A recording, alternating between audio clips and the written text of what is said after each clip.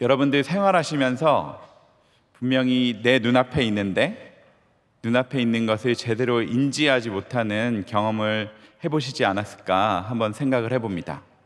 여기 많은 분들이 운전을 하실 것으로 제가 생각이 드는데, 골똘히 무언가를 생각하든지 아니면은 잠시 딴 데 한눈이 팔려가지고는 눈앞에서, 예를 들어 고속도로를 타고 가고 계시면은 눈앞에서 빠져야 하는 엑시트로 나가지 못하시고, 또 이제 집에 가야 되는데 좌회전, 우회전을 해야 되는데 그 길을 눈앞에서 놓치시는 경우가 한 번쯤은 있지 않았을까 생각을 해봅니다. 또 우리가 하루에 적게는 수십 건에서 많게는 수백 건의 광고를 원튼 원치 않든 보게 됩니다. 근데 하루가 지나서 생각해 보면 어떤 광고를 봤는지 전혀 기억이 나지 않죠. 브랜드도 전혀 기억이 나지 않습니다. 이것을 꼭 어떤 우리들의 집중력 저하의 문제로 생각하기는 좀 어렵습니다. 왜냐하면은 만약에 제가 치과 치료를 앞두고 있으면은 지나가다가 임플란트 광고를 하고 있으면 분명히 제가 관심 있게 봤을 거기 때문입니다. 이렇게 우리가 어떤 상황이나 대상에 몰입하고 있다 보면 그 주변에서 일어나고 있는 어떤 변화나 사건을, 비록 내 눈앞에서 일어나고 있는 사건임에도 불구하고 제대로 인식하지 못하는 일이 일어납니다. 이를 지칭하는 심리학에서 전문 용어가 있는데요, 부주의 맹시라고 합니다. 부주의 맹시. 조금 말이 어렵죠. 부주의 맹시라고 저도 이번에 준비하면서 찾아봤습니다. 영어로는 보니까는 inattentional blindness라는 말이더라고요. 앞에서 일어나고 있는 일을 내가 눈으로 목격하고 있음에도 제대로 보지 못하는 경우를 지칭하는 말이라고 합니다. 이에 대해서 미국에서 유명한 실험이 하나 있었습니다. 미국 하버드 대학이랑 일리노이 대학이 함께 조인트로 했던 실험이 있는데 저희도 잠깐 한번 그 실험에 참여해 볼까 합니다. 이제 저희가 짧은 동영상을 하나 보게 될 텐데요. 한 30초 남짓의 동영상입니다. 동영상을 보시면 6명의 사람이 등장을 합니다. 그 중에 3명은 하얀색 옷을 입고 있고 다른 3명은 검은색 옷을 입고 있습니다. 흰 옷을 입은 사람은 흰 옷 입은 사람들끼리, 또 검은 옷을 입은 사람은 검은 옷을 입은 사람들끼리 농구공을 주로 주고받고 있습니다. 농구공을 서로 패스하고 있는 거예요. 그러면 이제 저희가 방송실에서 준비되셨으면 영상을 준비해 주셔도 좋은데, 이제 영상 길이 짧습니다. 한 30초 됩니다. 제가 여러분들께 부탁드리고 싶은 것은 영상을 한번 보시면서 흰 옷을 입은 사람들이 3명이 등장합니다. 흰 옷을 입은 사람들이 농구공 패스를 몇 번을 했는지 한번 세보시기 바랍니다. 한번 다 같이 아주 짧지만 한번 참여해 보도록 하겠습니다. 네.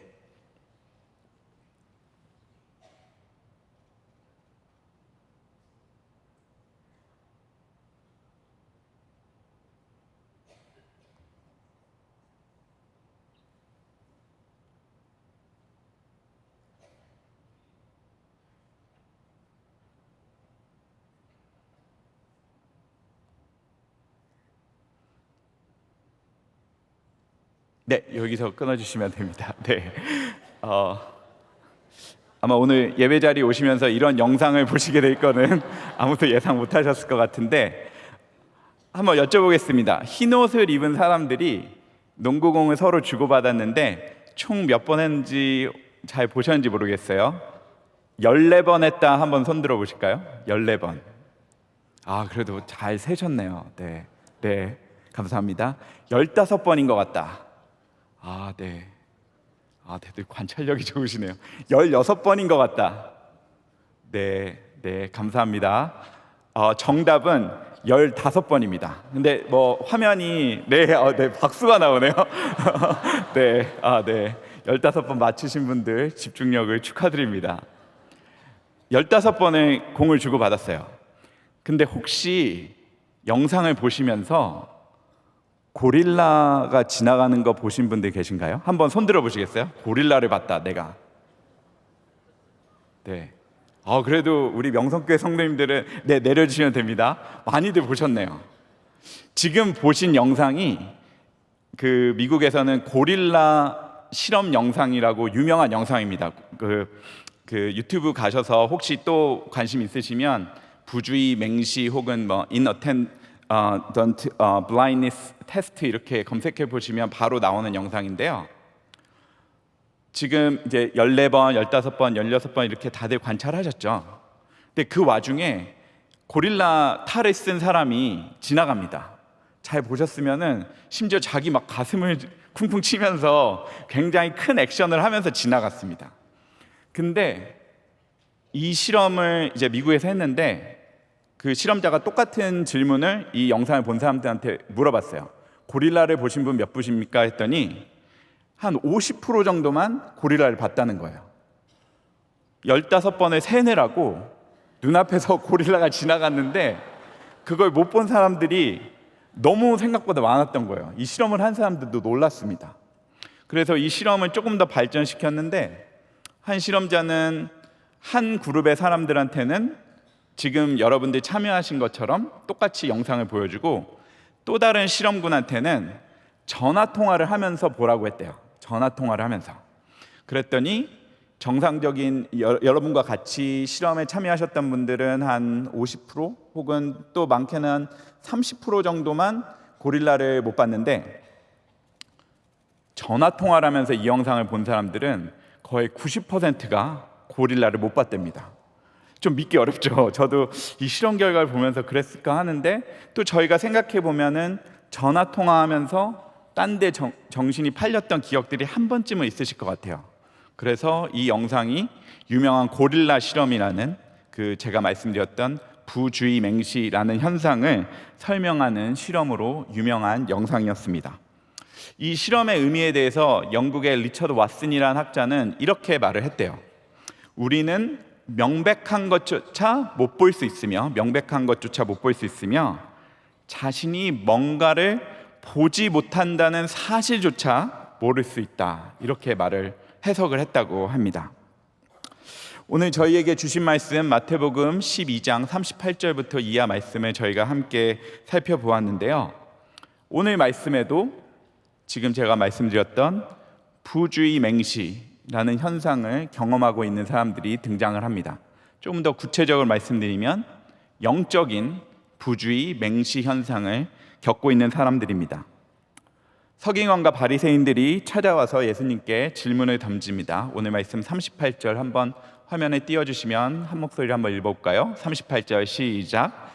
그때 서기관과 바리새인 중 몇 사람이 말하되 선생님이여 우리에게 표적 보여주시기를 원하나이다. 아멘.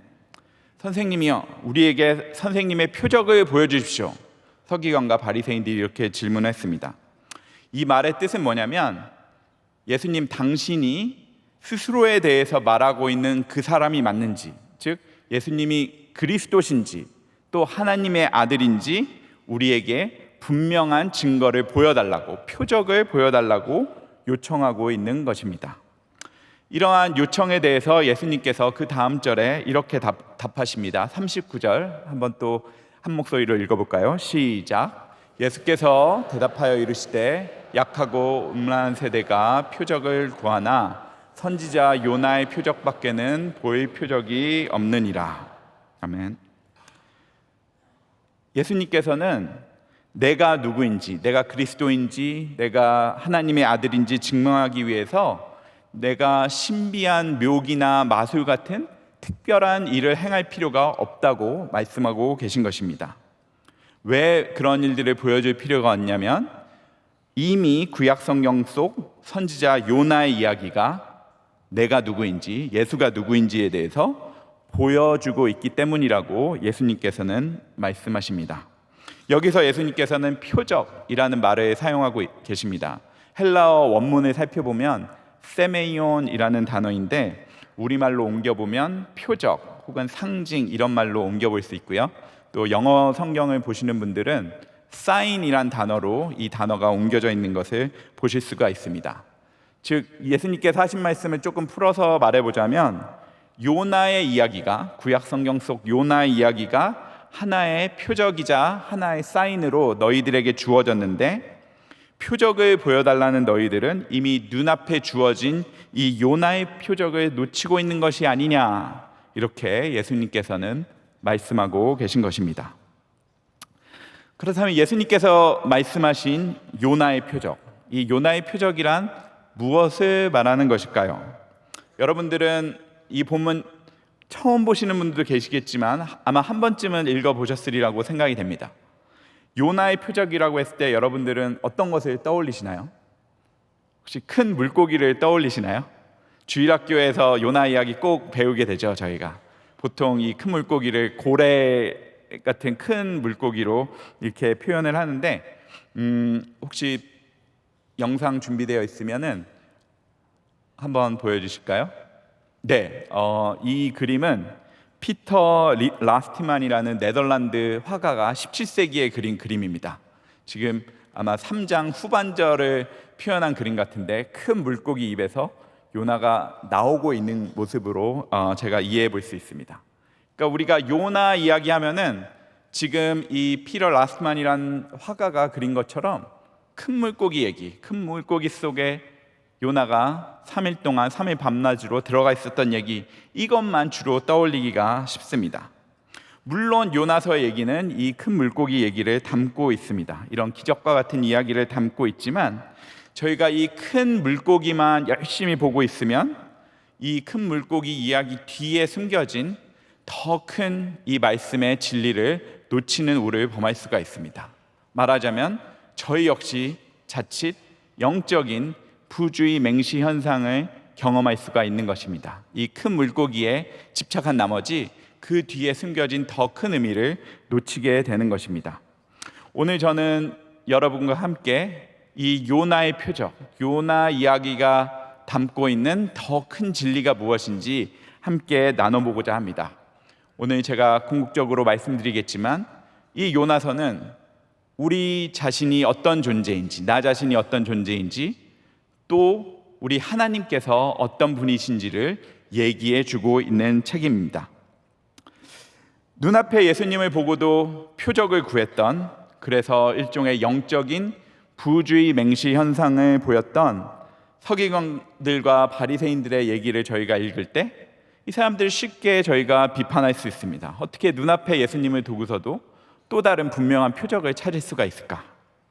근데 오늘 주신 말씀을 저희가 좀 더 깊이 묵상하다 보면 어느 순간 내가 과연 이 말씀 속 서기관과 바리새인들과 얼마나 다른지 한번 생각을 하게 됩니다.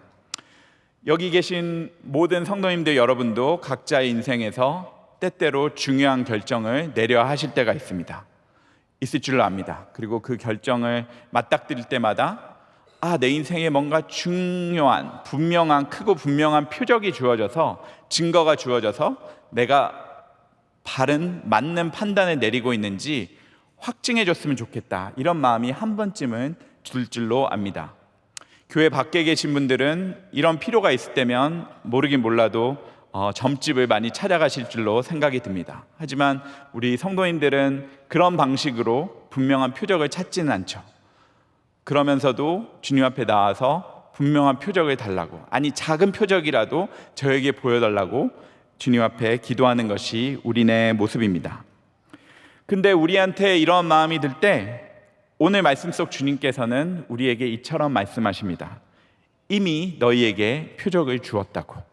이미 하나님의 표적이 성경 말씀 안에 주어져 있다고 말씀하고 계십니다.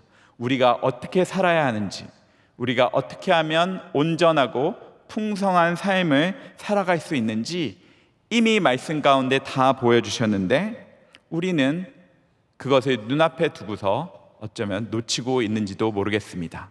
바로 영적인 부주의 맹시 증상이 우리에게도 나타나고 있는 것입니다. 그래서 예수님께서 서기관과 바리새인에게 오늘 말씀하신 바가 곧 오늘 이 자리에 모이신 우리 명성교회 성도님들 모두에게도 말씀하시는 바이기도 합니다. 그것은 바로 요나서를 통해 주시는 하나님의 메시지가 바로 하나님께서 주시는 표적이라는 것입니다. 그리고 그것이 바로 예수님께서 오늘 말씀하시는 선지자 요나의 표적입니다. 선지자 요나의 표적이라고 말씀하신 바가 이런 내용이라면 구체적으로 그 표적의 내용인지 저희가 자연스럽게 물어보게 됩니다. 이에 답하기 위해서는 저희가 요나서를 다시 한번 묵상해 볼 필요가 있습니다. 우리에게 요나의 표적의 구체적인 내용이 무엇인지 남은 시간 함께 살펴보려고 하는데요. 두 가지 관점에서 이 요나의 표적을 살펴보려고 합니다. 첫 번째는 요나의 관점에서 이 요나서 이야기를 읽었을 때 우리에게 드러나는 표적입니다. 요나의 관점에서 요나 이야기를 읽었을 때 드러나는 표적. 두 번째는 요나의 관점이 아니라 하나님의 관점에서 요나의 이야기를 읽었을 때 우리에게 드러나는 표적입니다. 첫째로 요나의 관점에서 요나서를 읽었을 때 요나의 이야기는 우리 모두가 죄인임을 보여주는 표적입니다. 한번 따라해 보겠습니다. 요나의 이야기는 우리 모두가 죄인임을 보여주는 표적입니다. 요나의 이야기는 이 이야기 속 요나가 죄인이듯이 저도 여러분도 모두 죄인임을 보여주고 있는 말씀입니다. 창조주 하나님께서는 우리를 창조하실 때 어떠한 기준과 기대를 갖고 창조하셨습니다. 근데 피조물 되는 우리 모두는 이러저러한 형태로 창조주의 이 기준과 기대에 미치지 못하는 삶을 살게 되었고, 그런 의미에서 하나님 앞에서 우리 모두는 죄인이라고 고백을 하게 됩니다. 이에 대해서 사도 바울은 로마서 3장에서 분명하게 선포하였습니다. 로마서 3장 23절 화면에 나오고 있는데 한번 한 목소리로 읽어보겠습니다. 시작. 모든 사람이 죄를 범하였음에 하나님의 영광에 이르지 못하더니. 아멘. 사도 바울은 분명하게 저희에게 말씀하고 계십니다. 어떤 사람 아니고 헬라인이나 유대인이나 남자나 여자나 자유자나 종 구분도 아니고 모든 사람이 죄를 범하였음에 모든 사람이 죄인이라고, 그래서 하나님의 영광에 이르지 못한다고 사도 바울은 분명하게 말하고 있습니다. 사실 요나서를 읽어보신 분들은 다 아시겠지만 요나서는 매우 짧은 말씀입니다. 1장부터 4장까지의 말씀인데 요나서를 읽다 보면 조금 과장된 얘기 같기도 하고 또 풍자가 섞여 있는 이야기처럼 보이기도 합니다. 하지만 이 말씀을 깊이 묵상하시다 보면 어느 순간 실은 나 자신도 이 말씀 속 요나와 별반 다르지 않구나 깨닫게 되는 순간이 있습니다. 나 역시 순간순간 하나님의 말씀에 순종하지 않고 하나님의 예비하신 때를 놓치고, 그래서 하나님의 큰 풍랑을 만나는 존재는 아닌가 스스로 돌아보게 됩니다. 제가 요나의 관점에서 요나서를 한번 살펴봤을 때 우리가 모두 죄인이라는 표적이 드러난다고 말씀드렸는데요. 요나의 관점에서 한번 요나서 이야기를 짧게 요약을 해보도록 하겠습니다. 여기 계신 분들도 드라마들 많이 보시나요? 네, 요새는 이제 넷플릭스 같은 스트리밍 서비스 통해서 드라마를 많이 보실 줄 압니다. 이제 넷플릭스 이렇게 들어가 보시면 어떤 여러분들이 좋아하시는 드라마가 있고 거기 보면 이제 시즌 1, 시즌 2, 시즌 3 이렇게 나가죠.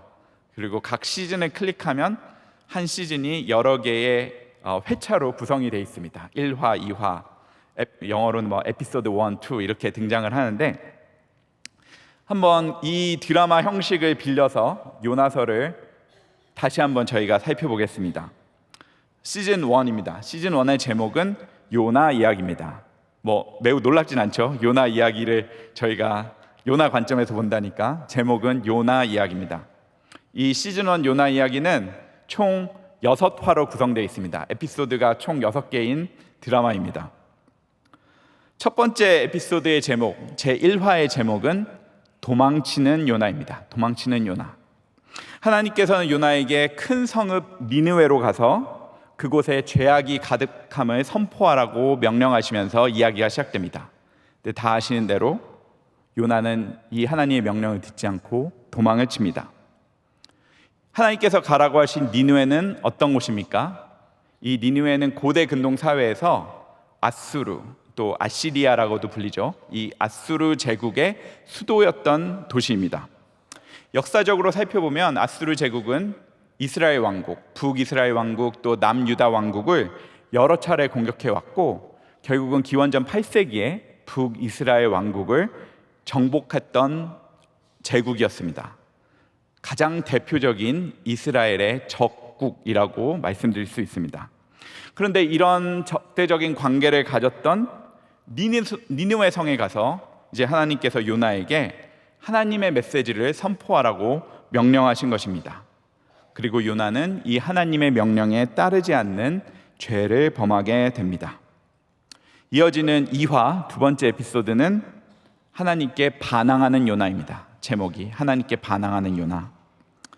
요나서 말씀을 주의 있게 읽어보시면 요나가 단순히 하나님 명령을 따르지 않는 차원에 머물러 있지 않은 것을 알 수가 있습니다. 마치 사춘기 철부지 소년처럼 하나님께 정면으로 반항하고 있는 것을 알 수가 있습니다. 요나가 하나님께서 가라 하신 니느웨 대신에 도망치려고 목표로 삼았던 도시 이름이 뭐죠? 다시스. 네, 다시스라는 도시로 도망치는 것을 저희가 알 수 있습니다. 다시스가 혹시 어디 있는 도시인지 아시나요? 그러면 한번 지도를 보면서 저희 배워볼까요? 지도 한번 보여주실까요? 네, 니느웨 성은 지금으로 치면은 이라크 땅에 있는 도시입니다. 예, 아수르 제국의 수도라고 말씀드렸죠. 그러니까는 지금 여러분들 보시는 오른쪽 화살표 가 있는 쪽이 니느웨가 위치한 곳입니다. 그리고 아래로 내려오면은 지금 예루살렘 요바가 표시되어 있고요. 맨 왼쪽이죠. 예, 맨 왼쪽으로 가보시면 지금의 스페인 땅에 있는 것이 다시스입니다. 사실 다시스의 정확한 위치는 학자들이 여러 가지 말들이 분분합니다만 지금의 오늘날의 스페인 땅에 위치한 도시를 다시스로 이해하고 있습니다. 지도를 보시면 딱 나오죠. 하나님께서는 오른쪽으로 가라 하셨는데 요나는 정확히 왼쪽으로 갔던 겁니다.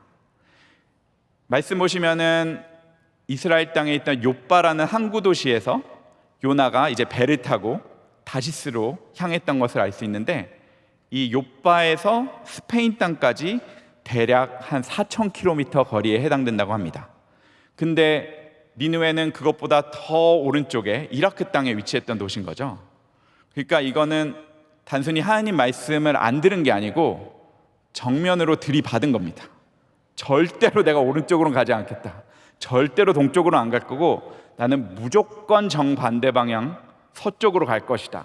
그렇게 해서 채택된 도시가 바로 다시스입니다. 그러니까 이스라엘 사람 관점에서는 당시에 서쪽 가장 끝 땅이 다시스가 상징하는 바였습니다.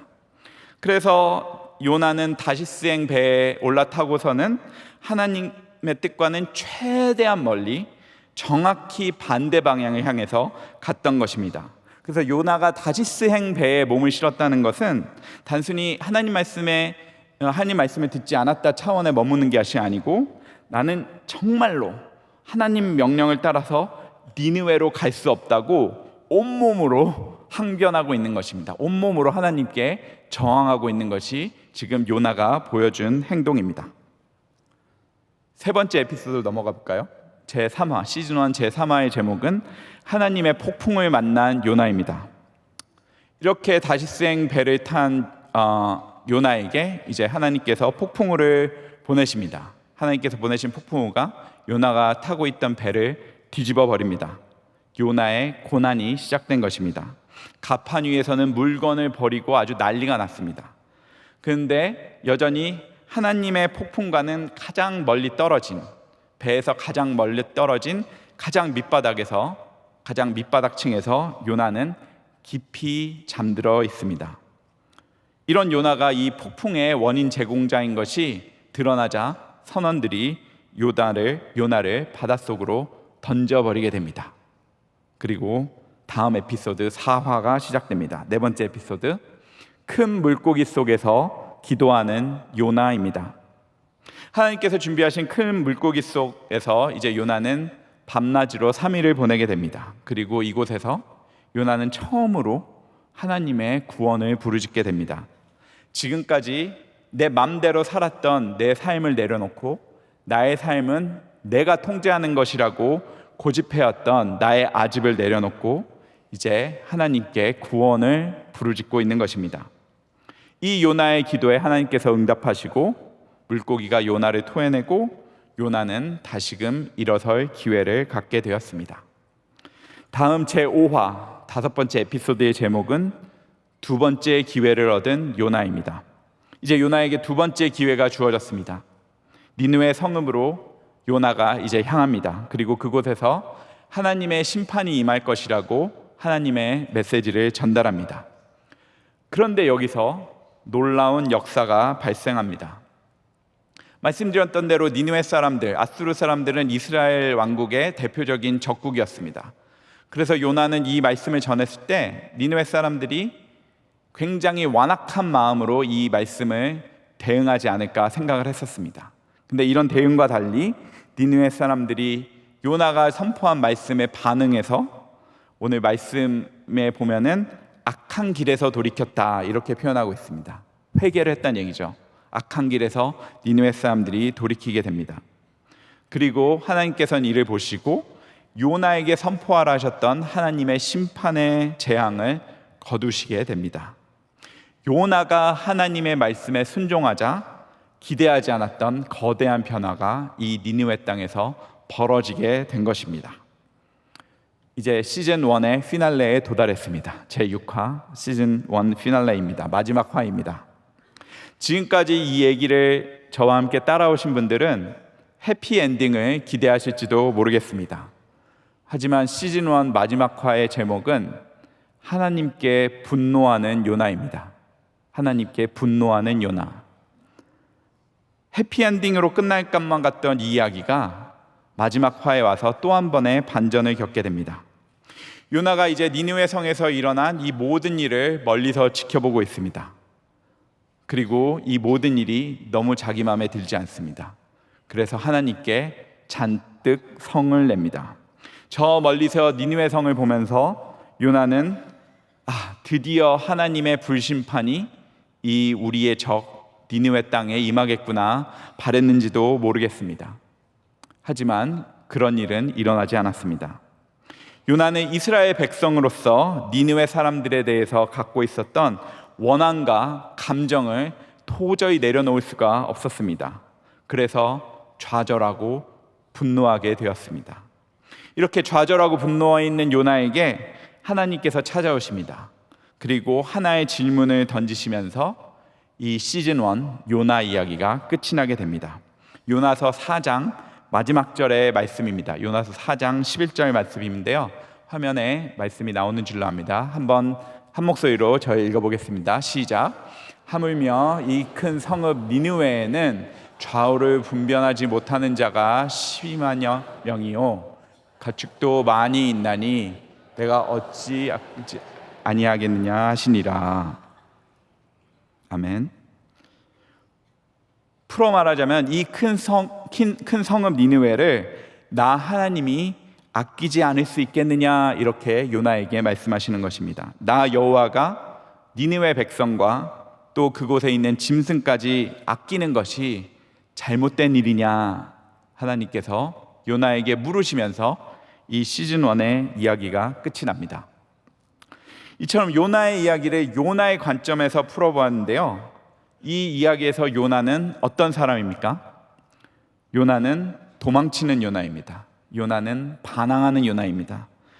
요나는 하나님의 폭풍을 만났던 사람입니다.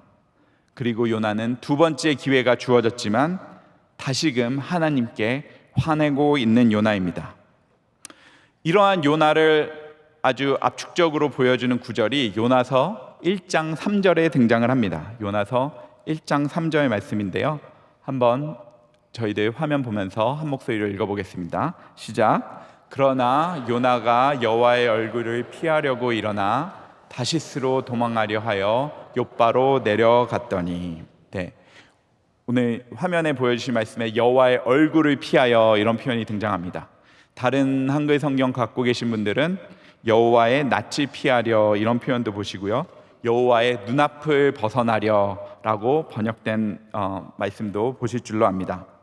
어떤 뜻입니까? 요나가 하나님의 얼굴을 피해 도망쳤다는 것인데, 이것은 하나님과의 인격적인 관계를 끊었다는 말에 다름 아닙니다. 아주 완전히 다시 보지 않을 것처럼 돌아서서 다시스로 도망쳤다는 것이 바로 이 표현의 의미입니다. 창조주와 관계 맺어진 피조물이었던 요나가 이 창조주의 말씀에 순종하기를 거부했고, 이제 하나님께서 주신 임무와 나는 아무 상관없다고 온몸으로 저항하면서 정반대 방향 다시스로 도망을 쳤던 것입니다. 이러한 요나의 모습, 제가 시즌 1 요나 이야기를 풀어드리면서 말씀드린 이러한 요나의 모습을 보시면서 참 요나는 큰 죄인이었구나, 하나님 앞에서 큰 죄인이었구나, 부정하실 분은 아마 안 계시지 않을까 싶습니다. 어쩌면 여러분들 중에서는 이러한 요나의 어리석은 모습을 보면서 좀 우스꽝스럽게 여기시는 분들도 계실지 모르겠습니다. 도망쳐봤자 하나님 품 안에 있는데 요나는 어떻게 해서든 하나님께 저항하려 하는 모습을 보였고, 그 모습이 어떻게 보면 우스꽝스럽게 보이실지도 모르겠습니다. 그런데 성도 여러분들, 정말 나는 이런 우스꽝스럽게까지 보이는 요나와 얼만큼 다른가 한번 생각해 보시겠습니까? 정말 자신 있게 나는 이 이야기 속 요나와 정말 다르다, 결단코 나는 저렇게 어리석게 행동하지 않는다, 자신 있게 말씀하실 수 있는 분 여기 계십니까? 요나서의 말씀을 곱씹어 보면 볼수록 이 요나의 모습에서 저는 제 자신의 모습을 발견하게 되었습니다. 요나의 죄인된 모습에서 저의 죄인된 모습을 발견하게 된 것입니다. 이것이 바로 예수님께서 말씀하셨던 요나의 표적, 첫 번째 표적인 것입니다. 레위기 23장을 보시면 이스라엘 백성들이 지켜야 했던 절기들이 여러 소개되고 있습니다. 그 절기 중에 하나가 속죄일이라는 절기입니다. 히브리어로 해보면은 욤키프루 이렇게 전해지고 있는데요. 유대인들은 이 속죄일을 맞으면은 회당에 모여서 여러 가지 절차들을 겪게 되는데, 그 중에 하나가 회당에 모여서 말씀을 하나 골라서 읽는다고 합니다. 근데 그 함께 읽는 말씀, 속죄일에 읽는 하나님의 말씀이 바로 요나서입니다. 이 사람들이 요나서를 함께 읽는 와중에 다 같이 한 목소리로 외치는 말이 있는데, 그것은 바로 나는 요나입니다 라는 고백입니다. 저희도 한번 따라해 볼까요? 나는 요나입니다. 요나의 이야기는 단순히 하나님께 불순종했던 한 선지자의 이야기로 그치는 것이 아닙니다.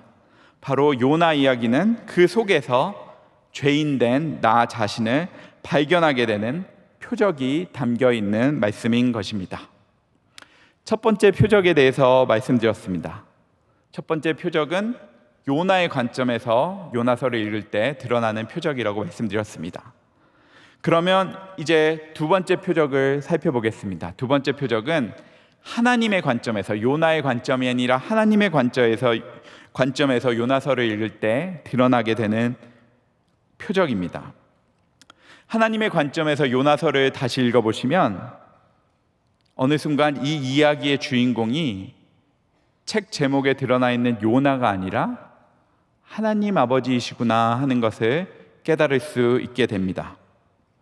하나님의 관점에서 요나서를 다시 읽으시면 어쩌면 이 이야기의 주인공이 요나가 아니라 하나님이겠구나 깨닫게 되는 것입니다.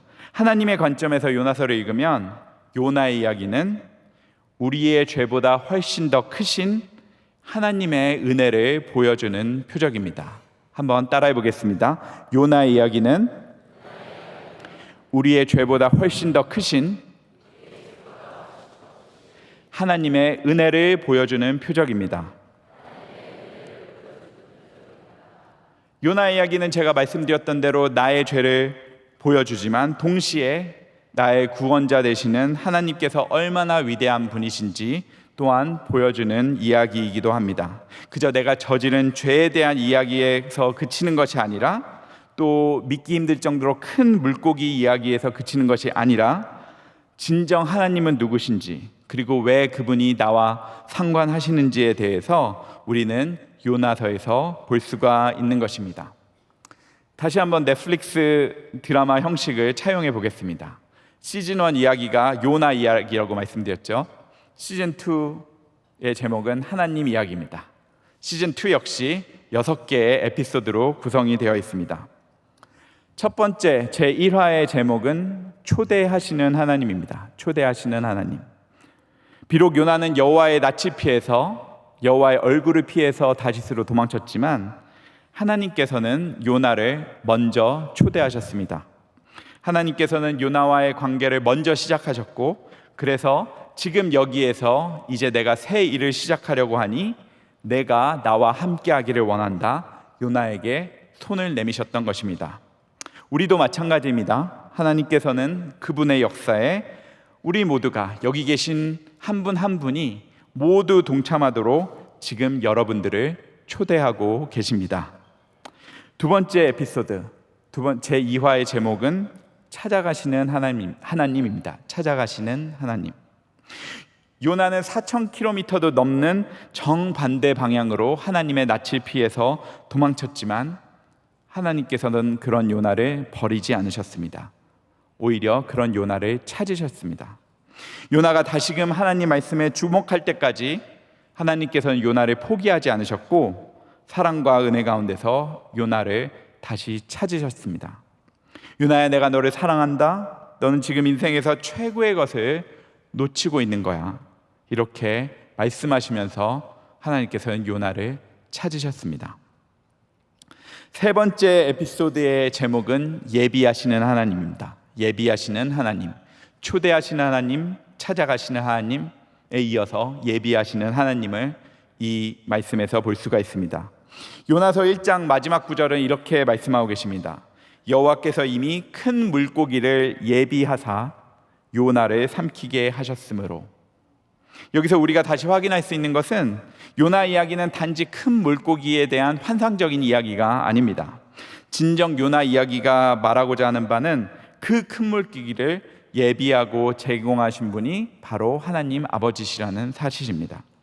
요나의 관점에서 보면 이 큰 물고기는 어쩌면 자신에게 주어졌던 형벌이자 고난일지도 모르겠습니다.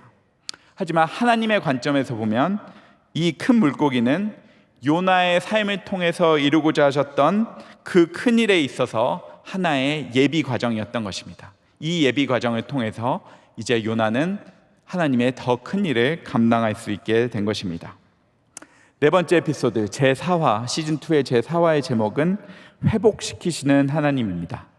초대하시는 하나님, 찾아가시는 하나님, 예비하시는 하나님, 회복시키시는 하나님입니다. 하나님께서는 요나의 죄를 그저 덮고 가시지 않았습니다. 요나는 분명 하나님 앞에 큰 죄를 지었습니다. 하지만 하나님께서는 이제 요나를 다시금 회복시키시고 계십니다. 큰 물고기 뱃속과 같이 도저히 회복할 수 없는 것과 같은 상황 속에서도 하나의 마스터피스, 걸작을 만들고 싶어 하시는 분이 바로 하나님 아버지십니다.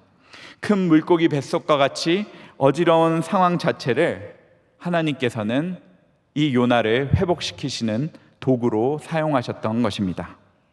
그리고 제5화, 5번째 에피소드로 넘어갔는데 이곳에서 우리는 두 번째 기회를 주시는 하나님을 만나게 됩니다. 이제 하나님 말씀에 순종한 요나가 니느웨 성읍에서 하나님의 말씀을 선포하고 이를 통해서 도시 전체가 마음을 돌이키는, 악한 마음을 돌이키는 놀라운 역사가 일어나게 됩니다. 그리고 이제 저희는 시즌2 하나님 이야기의 마지막 에피소드, 시즌 피날레에 다다랐습니다. 이 마지막 회차의 제목은 인내하시는 하나님입니다. 인내하시는 하나님.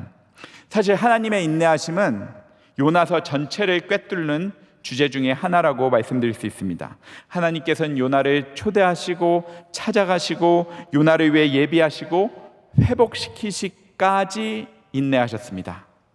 요나서 4장에서 하나님께서는 화를 내고 있는 요나를 위해서 다시금 박넝쿨을 예비하셨고 박넝쿨을 통해서 그늘을 요나에게 제공하셨습니다.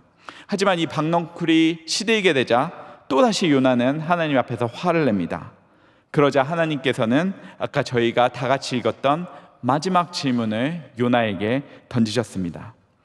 요나야, 내가 니느웨 성을 위해서 걱정하는 것이 마땅하지 않겠느냐? 이 마지막 질문을 조금 더 풀어서 말씀드리자면, 이 시즌2 하나님의 이야기의 관점에서 풀어서 설명해 드리자면 이런 말씀입니다.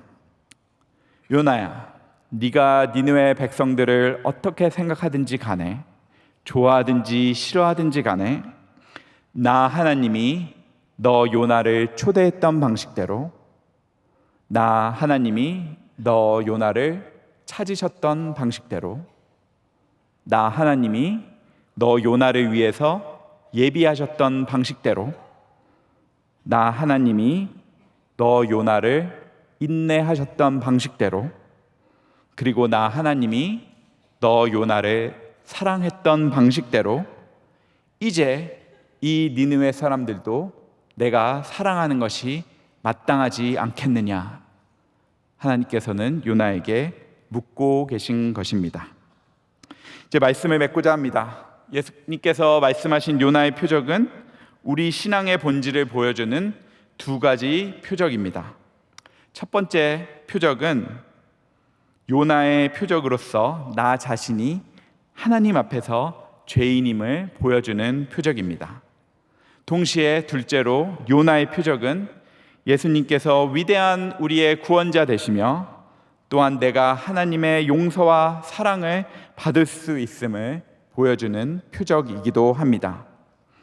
내 삶을 깨끗하게 하시고 내 삶을 변화시키는 하나님의 능력은 너무나 크고 위대하셔서 내가 망칠 수 있는 그 어떤 것보다, 내가 지을 수 있는 그 어떤 큰 죄보다도 더 위대하신 분이 바로 하나님 아버지십니다. 그래서 요나의 이야기는 곧 이 위대한 하나님의 이야기이기도 합니다. 요나의 표적은 나의 죄인됨을 보여주는 표적입니다. 동시에 우리를 구원하시는 위대한 하나님의 사랑을 보여주는 표적이기도 합니다.